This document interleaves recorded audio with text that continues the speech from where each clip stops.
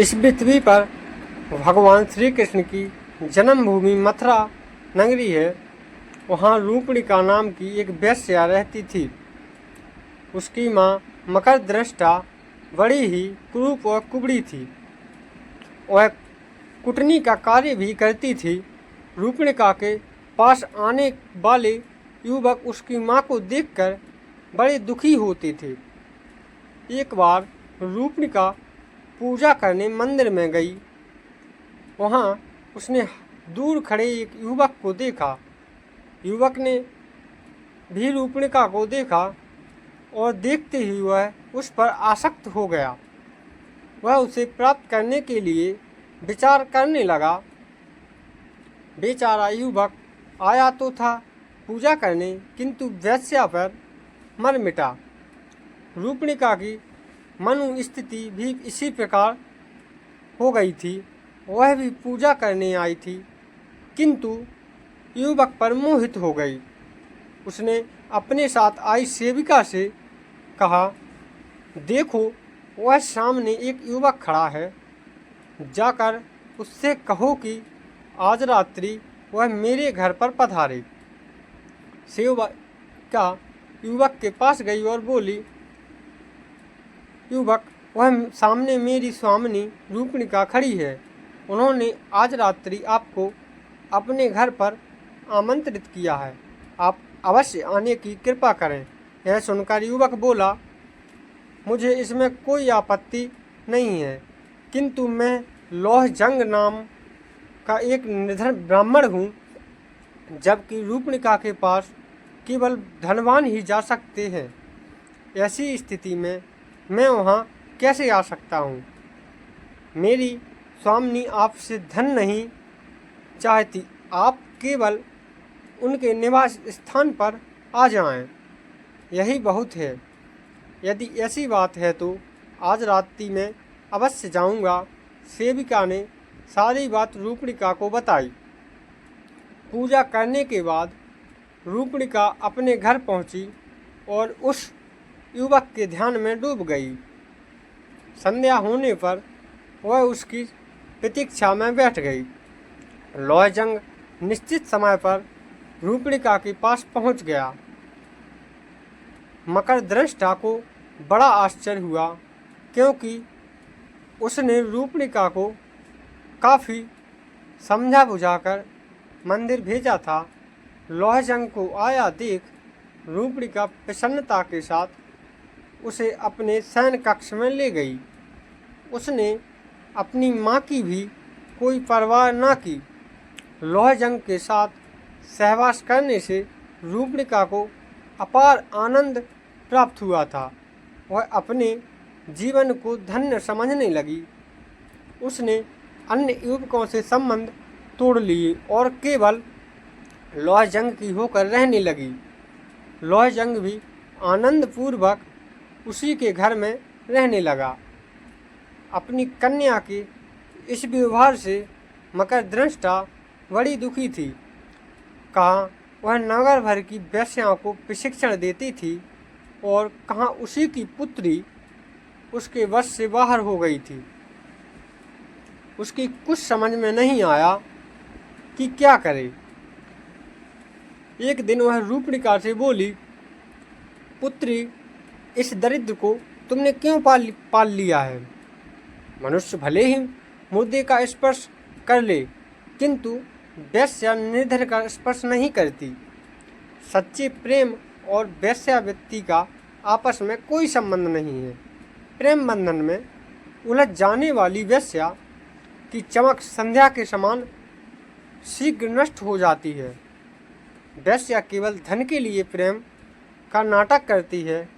मेरा कहा मानो, इस दरिद्र ब्राह्मण से पल्ला छुड़ा लो, अन्यथा तुम स्वयं अपने पांव पर कुल्हाड़ी मार लोगी।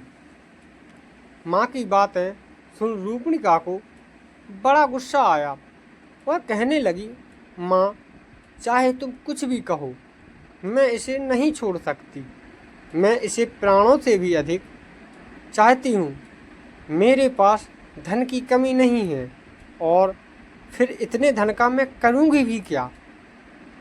तुम बहुत बड़बड़ कर रही हो। अब भविष्य में इस प्रकार की बातें मत करना। पुत्री को विद्रोह पर उतरी हुई जानकर मकर दृष्टा मन महसूस कर रह गई। वह किसी प्रकार लौह जंग को निकाल बाहर करने की योजना बनाने लगी। कुछ दिन बाद मकर दृष्टा ने कुछ सशस्त्र सैनिकों के साथ जाते हुए एक राजकुमार को देखा। उसके पास जाकर वह बोली, राजकुमार, मेरे घर पर एक निर्धन कामुक ब्राह्मण ने अधिकार कर लिया है। मैं आपसे प्रार्थना करती हूँ कि आप इसे किसी भी प्रकार निकाल कर बाहर करें। इसके बदले में आप मेरी पुत्री के साथ आनंद पूर्वक विहार कर सकते हैं। पूजा की रक्षा करना आपका कर्तव्य समझ राजकुमार ने उसकी बात स्वीकार कर ली। वह रूपणिका के घर गया। संयोग से उस समय रूपणिका मंदिर गई हुई थी और लौह जंग भी घर पर नहीं था। कुछ ही समय बाद जब वह लौटा तो राजकुमार के सैनिक उसे पीटने लगे। वह वहाँ से भागने लगा तो सैनिकों ने उसे गले में गिराकर जानबूझ बचाकर किसी तरह वहाँ से भाग खड़ा हुआ। लौटने पर रूपणिका ने घर की दशा देखी और जब उसे सब कुछ ज्ञात हुआ तो वह बहुत दुखी हुई। फिर राजकुमार को भी लगा कि उसने जो कुछ किया वह उचित नहीं था। तब उसने रूपणिका के भोग का विचार त्याग कर छोड़ दिया और वहाँ से निकल पड़ा। लौह जंग समझ गया कि यह सब मकर दृष्टा की करतूत है।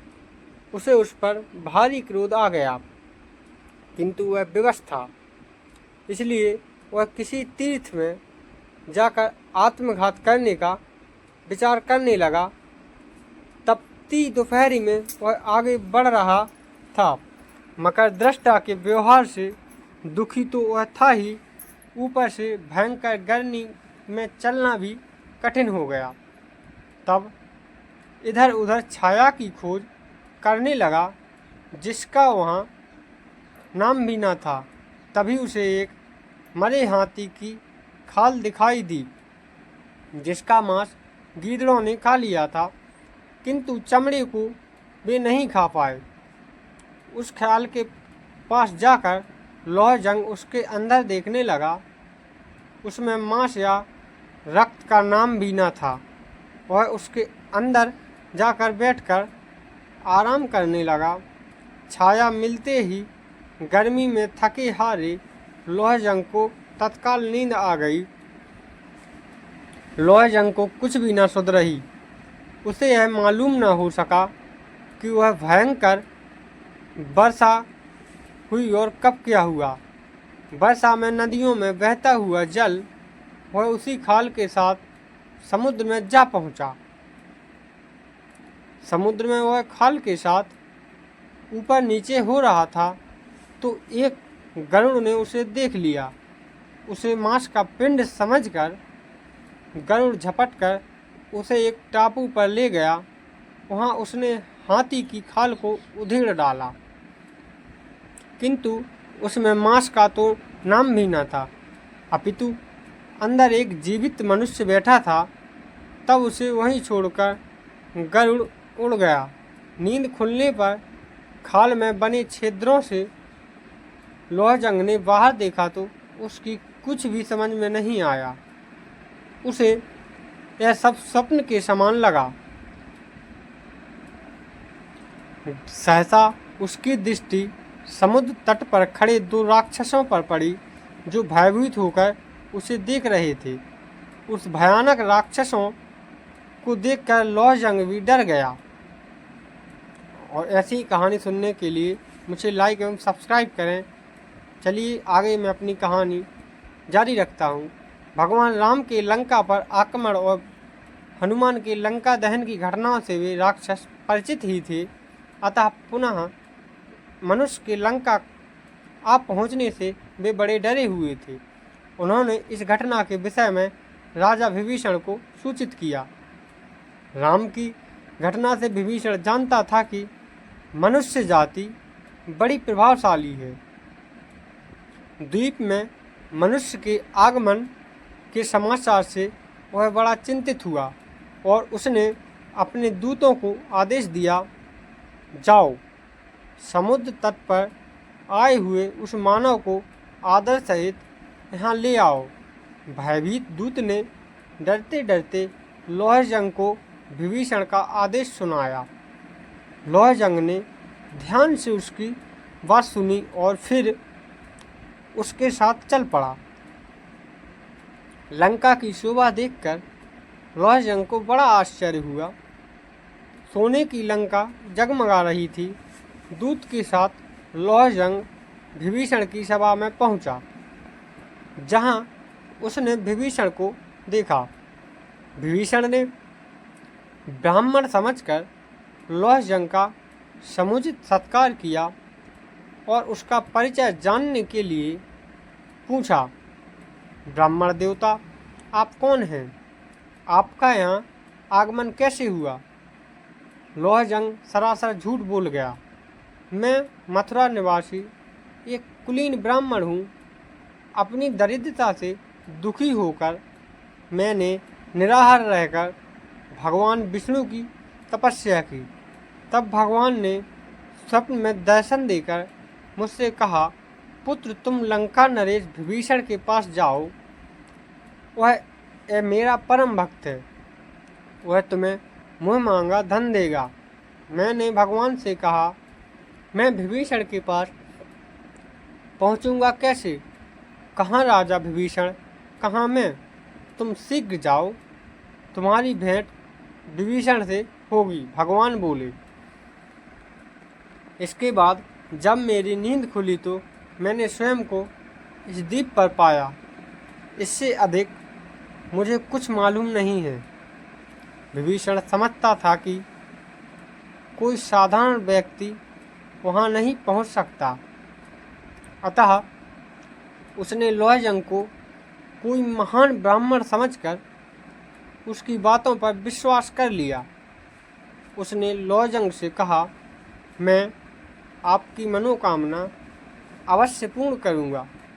विभीषण ने उसके रहने की सुंदर व्यवस्था कर दी।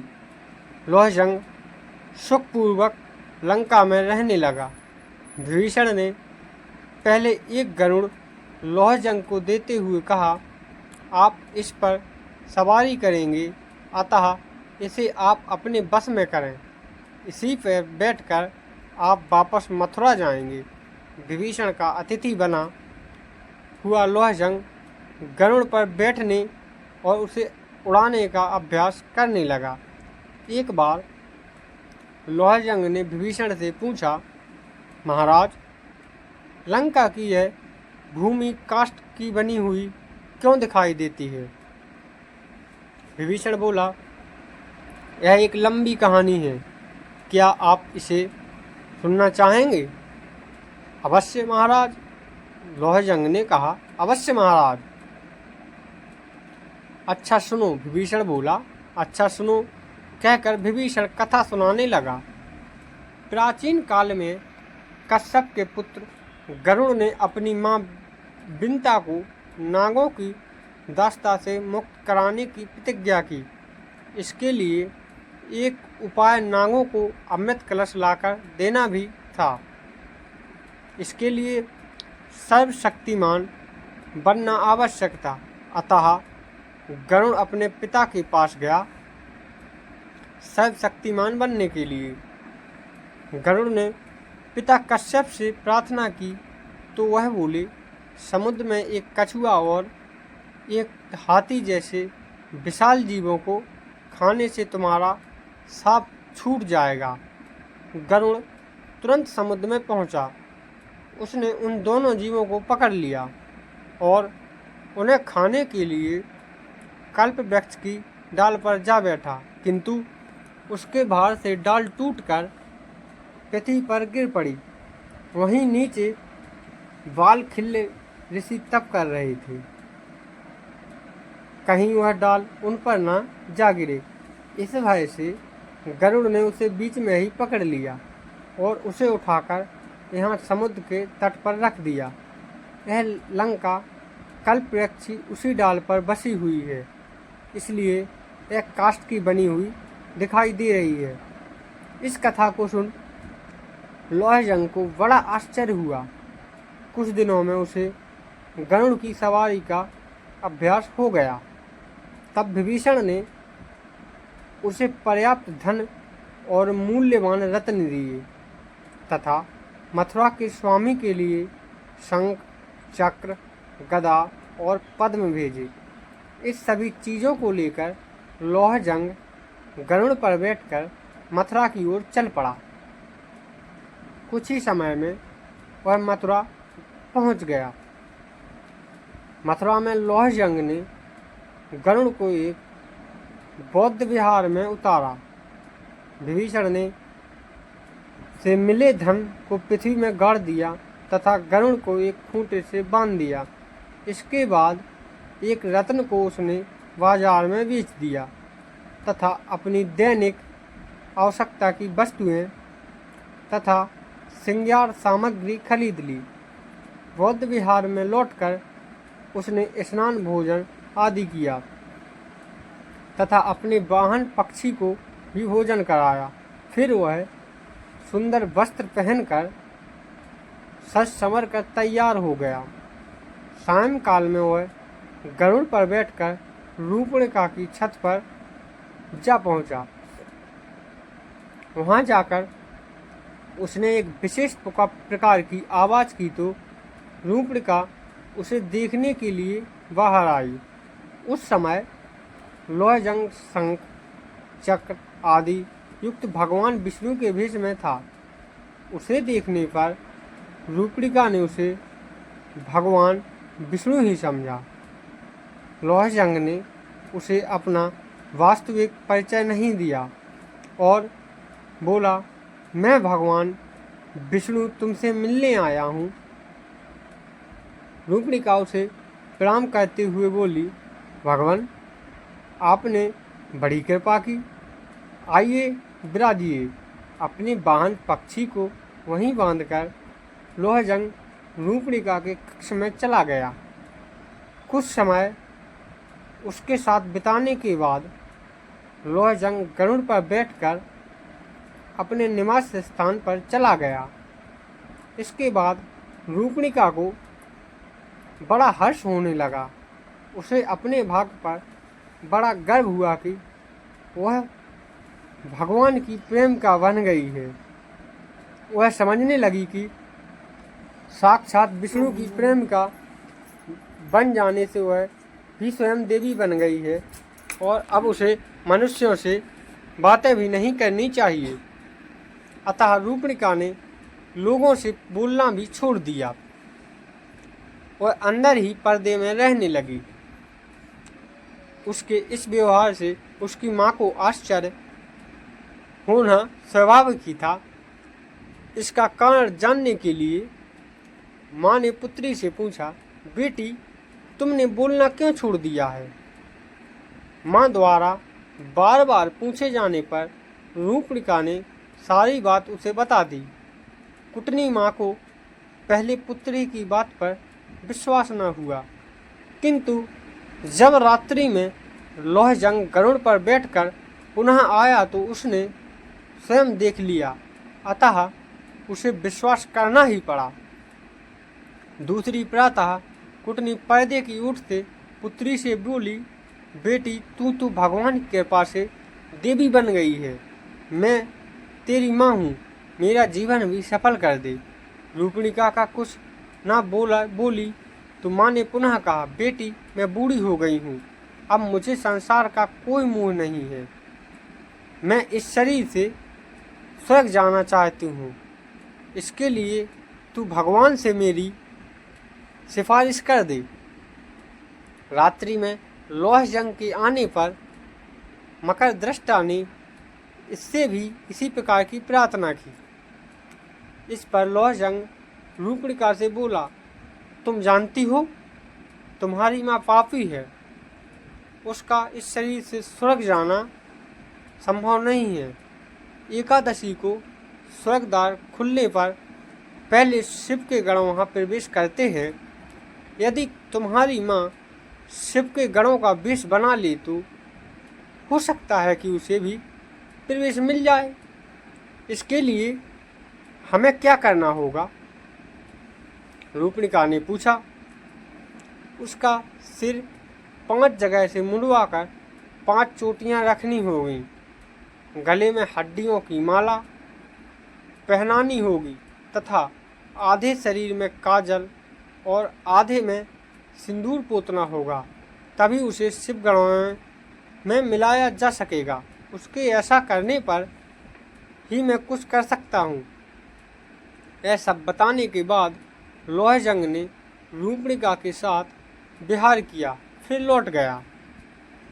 रूपणिका ने यह उपाय अपनी माँ को बताया तो वह ऐसा करने के लिए सहमत हो गई। एकादशी के दिन उसने नाई बुलवाया और लोहजंग के बताए अनुसार सिर मुंडवाकर तैयार हो गई तथा रात्रि की प्रतीक्षा करने लगी। यथा समय लोहजंग वहाँ आया। उसने रूपणिका के साथ रमण किया। इसके बाद जब वह जाने लगा तो रूपणिका ने अपनी माँ को उसके साथ भेज दिया। कुटनी को गरुड़ पर बैठाकर लोहजंग उड़ गया। मार्ग में एक मंदिर के पास चक्र के चिन्ह वाले पत्थरों के कुछ खम्भों को देखा तो कुटनी को एक खम्भे पर बिठा दिया और उससे कहा, मैं शिव के गणों के पास जाता हूँ और तुम्हें स्वर्ग में प्रवेश दिलाने का प्रयत्न करता हूँ। तब तक तुम मेरी यहीं प्रतीक्षा करो। बुढ़िया कुटनी को वहाँ बैठाकर लोहजंग उड़ गया। आगे एक मंदिर में रात्रि जागरण हो रहा था। लोग कीर्तन कर रहे थे। लोहजंग आकाश से ही उनसे बोला, भक्तों, आज तुम पर महाविनाशक महामारी गिरने की संभावना है। उससे बचने का केवल एक ही उपाय है कि सब मिलकर भगवान का भजन करो। इसके बाद वह पुनः आगे बढ़ गया। आकाशवाणी सुनकर भक्त जोर जोर से कीर्तन करने लगे। इसके बाद वहाँ लोहजंग आगे अपने स्थान पर गया। अपने वाहन को एक खूंटे से बांधकर उसने अपना भगवान का वेश उतार दिया तथा इसके बाद वह स्वयं भी कीर्तन करने वालों में जा मिला। खम्भे पर बैठी कुटनी थक गई थी। वह मन ही मन विचार करने लगी कि आखिर भगवान क्यों नहीं आए।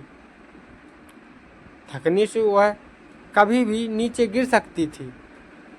अतः वह चिल्लाने लगी, अरे अरे, मैं गिर रही हूँ, मैं गिर रही हूँ, मुझे बचाओ। कीर्तन करते लोगों ने उसका चिल्लाना सुना तो उसे महाविनाशक महामारी समझा। अतः वे बोले, नहीं नहीं मत गिरो, नहीं नहीं मत गिरो, महामारी न गिर पड़े। इस भय से मथुरा के लोग सारी रात भयभीत बने रहे। प्रातःकाल राजा और प्रजा सभी ने उस खम्भे पर कुटनी को बैठा देखा तो उन्हें बड़ा आश्चर्य हुआ। उसे पहचान कर लोग अपनी हंसी रोक न पाए। इस सूचना के मिलने पर रूपणिका भी वहाँ आई। अपनी माँ को इस स्थिति में देखकर वह आश्चर्य में डूब गई। किसी प्रकार कुटनी को खम्भे से नीचे उतारा गया। पूछने पर उसने अपने साथ बीती सारी घटना लोगों को कह सुनाई। लोगों ने इसे सिद्ध पुरुष द्वारा किया गया एक मजाक समझा। सभी कहने लगे, इस कुटनी ने कई युवकों को ठगा है। तो आज की हमारी ये कहानी यहीं समाप्त होती है और ऐसी कहानियाँ सुनने के लिए मेरे चैनल को लाइक एवं सब्सक्राइब करें। धन्यवाद। मिलते हैं